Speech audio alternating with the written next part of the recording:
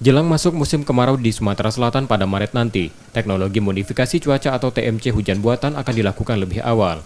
Hujan buatan dipusatkan di lahan gambut dalam, yang mulai kering dan berpotensi tinggi terjadi kebakaran hutan dan lahan di Ogan Komering Ilir dan Ogan Ilir.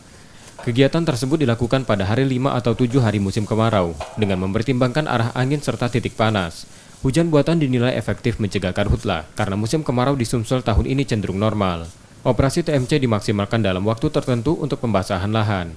Ketika hari tanpa hujan sudah memasuki 5-7 hari, maka kita mulai menerapkan modifikasi cuaca dengan menciptakan hujan buatan di beberapa lokasi dengan mempertimbangkan arah angin dan lahan gambut serta daerah-daerah yang sangat rawan kebakaran. Dengan demikian, lahan gambut utamanya di beberapa lokasi yang sudah kering itu dapat kita basahi kembali dan kembali menjadi lembab, dan itu menurunkan peluang ataupun potensi terjadinya kebakaran. Perkiraan musim kemarau di Sumsel tahun ini sama pada 2019 lalu dengan potensi titik api mencapai 17.361.